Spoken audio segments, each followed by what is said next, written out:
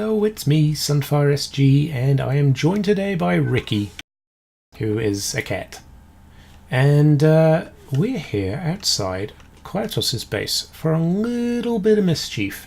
Now, there's a bit of a running inside joke in our Discord, which you should join, by the way, it's a lot of fun, about steak. An odd topic to have an inside joke about, but we've got one nonetheless. I sort of said that I was eating my tea, which is a sort of, I don't know, British colloquialism of just saying that you're having your afternoon meal, your dinner. And he took it to mean that I was actually eating tea. So he turned around and said, oh yeah, and what, you're drinking your steak? And I came back with, yes, like a man. And it's sort of become a bit of a running gag that you just kind of flop that out like a man, like drink your steak like a man on a regular basis in quite frankly strange circumstances, which kind of showed up in the 100th special, because Klautos' question was, how do you like your steak? Medium rare or in a glass mug like a man? Now that would have been confusing for a lot of you, so we're going to get Klautos back for that. And also help him out as well, because he is going to be fighting the Wither soon. So what we're going to do is we're going to deliver some potions of steak for him. And we're going to do that in the form of a giant potion bottle. So we'll see how that goes. Well, the base layer is in now. And what we're going to do is we're going to start putting in basically chunks of steak behind some brown glass and then fill the rest in with water, and it should hopefully give the effect that it's a big chunky meat stew kind of thing inside a bottle of glass. That's the hope anyway. So I'm going to build this up a bit more. Let's get started on the I guess the cork topper as well, and then we'll basically break our way in and work on it from the inside. I think that will be the best way of doing it. And our potion bottle is now complete. Now, I wish I had connective textures on. I could switch to Sphax for this, but I'm also in the jungle, so the cocoa beans would glitch out on me, which I'm not really too keen on. Now, inside the chest we've popped our special delivery. Potions of steak. So Klautos should be pretty happy with that. That should help him out quite considerably with the battle that's coming up for him. Right, now to fill in the inside. Now we got the fiddly bit, which is filling in all the water so it's not flowing. And I also don't want to drown. That's kind of a sticking point. I don't want to drown. So if we can get that done, I think we can basically say this prank is done. I'll leave a message for Klautos and we'll head back to the base because I've got a farm that we need to build. And with that, the potion of steak supreme is complete. So we'll leave a little note for Klautos, and I've actually got another gift for him. You know, to say I'm pranking him, I'm being pretty damn nice. Now he's obviously making these walls out of red nether brick, which requires a lot of crafting. So we've got another shulker of netherwort for him, which should help him out a little bit, at least. But let's go leave that note. And there we go, guys. Prank complete. Klautos is only going to get that much notice. He has to go check it out himself. And I think it'll give him a good giggle, so keep an eye out on his channel for his reaction video. Anyway, back to the base. I've got something to discuss with you. Welcome back to the lab. So the issue I wanted to sort of discuss with you was what we as a server wanted to do with the duplication bug that I discovered. Now the plan was, before the last update, there was a silk touch bug where a lot of items, when you use the silk touch pick on them to mine them up, it would duplicate the item.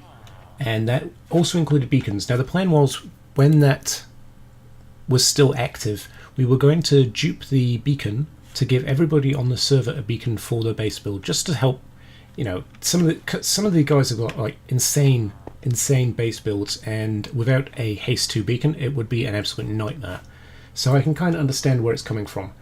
Now we've decided that as a server we will do that as well. Where did I put it?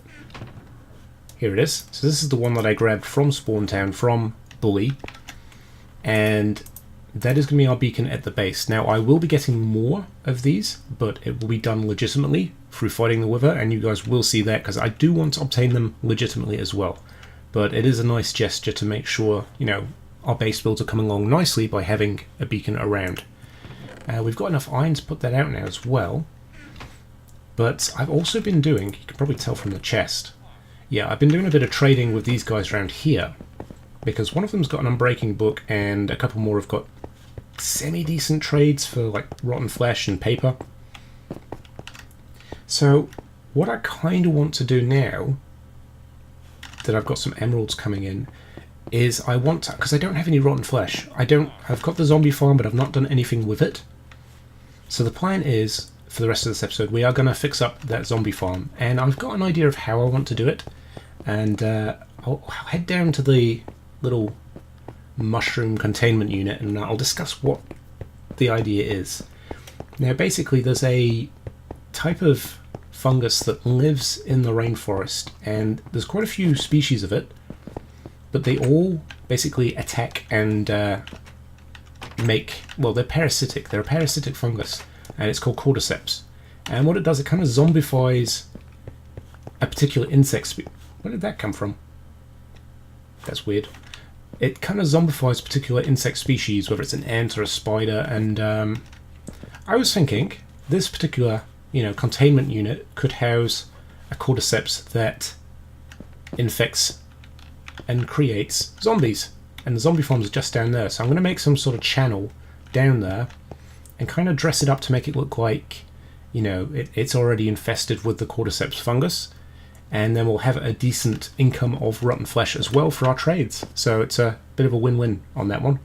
So we better get cracking on that.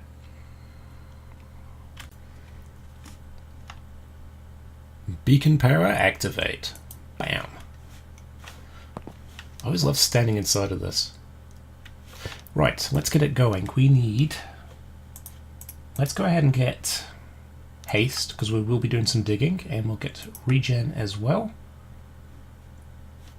Haste 1 should be enough. I mean, we've got efficiency 5 and I get a lot of block leg, so haste 2 seems like it would be overkill.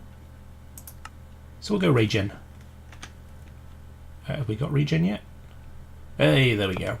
Now, I wish there was a way in Bedrock Edition to remove particle effects, but there's not, so we have to suffer this a little bit. But, I mean, it could be worse. Creeper.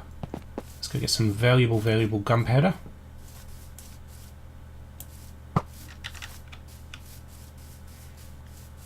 Success. Now, were there any more up here? No. Oh, yes. Yes, there is. Come here, you. Gotcha. So we've dug out our 9x9 little room, and then on the 9th spot where we want the zombies to go, we've got a little 1 wide 2 deep channel, which is going to push them out this way and then up a elevator. But I kind of want to see into the spawner. I've not built a spawner before where you can see inside. I always felt like it would affect the light level and kind of make the farm redundant, but I feel like it could be fun to have a glass tube and a glass front, and I don't know, we'll make it aesthetically pleasing, or try to anyway. Spawners are never the prettiest in the world, but we can do our best. I mean, we've got to compete with Bully Bait's little spawner that he's got at Spawntown, and that place is stunning. It's beautiful. So I don't think we'll begin as good as that, but I'd like to try. Okay, moment of truth time. We've got a little whatchamacallit for getting rid of the baby zombies, a little lava pit for them, and we've got a glass tube leading up to the surface which will drop the zombies back down. So all that's left to do really is get rid of these torches and escape, basically. So we'll give that a go. Are there any torches on this? Oh, there's 1 torch on that. Let's go ahead and put a couple more, maybe just 1 more on this side, and hopefully that doesn't make it too difficult to get rid of everything. There we go. That there. That there. It's all looking pretty good so far. Oop, that's a good sign. Bye! Now, moment of truth. Are they going to go up the tube? Yes, they are.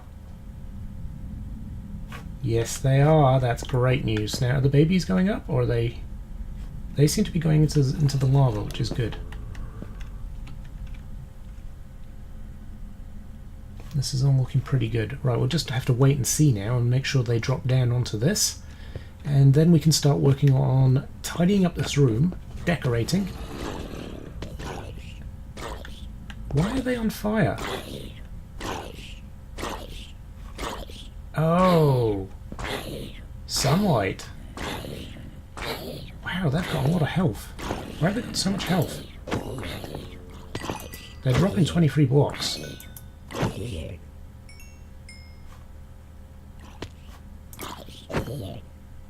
Yeah, it's not too bad. So what we might have to do is head up to the surface and just tidy up the glass that I've got on the surface. I was hoping to keep it open so people could see the zombies, but that might not be possible. Might not be possible. Are they still spawning? Yeah, no, they're spawning quite happily.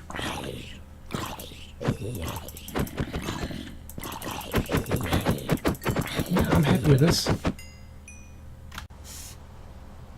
Alright, I'm a little puzzled because I didn't think zombies burnt in sunlight if there was glass above them. Is that not true? I'll cover it up and we'll see if they still come down burning, because if they come down burning still, I really have no idea why. Let's yeah, let's try that. Let's try that. Well, the good news is they're no longer coming down on fire. The other good news is we are able to kill off the baby zombies. They are actually going in the lava, which means that we shouldn't, in theory, end up losing any spawns because of them. And this seems to be the perfect height. It did say 22 blocks on the wiki when I looked up how far you can drop them, but it seems to be if I'm dropping them 22 blocks they instantly die, so maybe it's different in Bedrock, I'm not sure, but I've moved them up a little bit. This seems to be perfect. It's about 1 or 2 hits per zombie, which is pretty good. At the moment all the drops are going into here, but we will siphon these off soon into a storage system for rotten flesh, iron, potatoes, carrots, all of the rare drops. Any of the items, they are going to stay probably in this chest. Ooh, actually no, we'll move them out of that chest, and they'll have a separate spot just for those items. And we'll set up a bit of a smeltery here as well, where we can get rid of those items and turn them into nuggets. Now, I'm no expert in redstone, so I've chucked some lava in there, because otherwise this would probably kill the server. Now, I've been playing around with a drop evader. I'm one of those people, I don't really understand redstone, but I tinker until something works. So this is kind of similar to the first circuit I did in the chicken farm.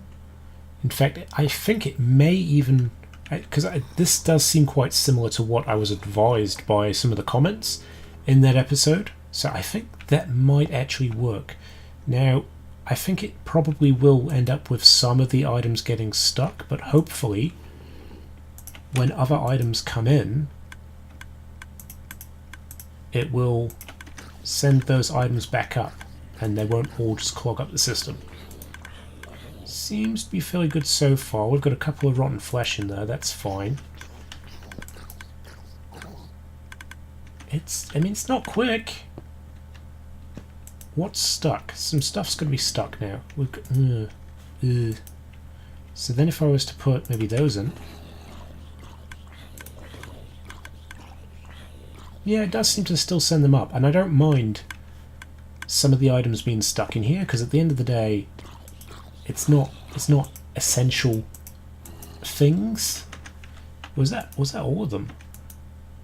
Was that all the items? Did they all make them up that second time around? Oh, they did. Oh. Success. Unexpected success. Right, now we need to work on a item sorter. Now that I don't know much about. I may even have to resort to a tutorial for this. If I do, I'll pop the link to that tutorial in the description, because I am no redstone whiz, so I'm always going to give credit where credit's due on that, because to me it's like magic. It really is. We'll see how I go. Okay, I've been looking around and I think I found a tutorial which will help, and if you guys want to know what it is, it's by Skippy6 Gaming, and he's using a model built by Impulse SV from Hermitcraft, and that seems to work on all versions of Minecraft, which is kind of what I want. So we've got some blocker items in here. We're going to put some rotten flesh, carrots, potatoes, and iron in here, and that should get the system up and running. Every non-stackable item should make its way across here and go into these double chests. Now the way it works is you've got your comparators into some redstone dust, which comes back down here, and under here we've got a repeater and a redstone torch. Where are my redstone torches? I thought I put those in. I did. Is that where they're supposed to go? Yes, okay. Now, how do I get out of here? Let's try the rotten flesh one first, because I think that's going to be the easiest to make sure it works. Because we have plenty of rotten flesh. Now, let's. This is awkward. I'm sure I can make this easier. I probably need to make some way of actually accessing it to make sure. So if I do this, it should stop around item 40. I think. Let's just make sure. 41. Perfect. So now,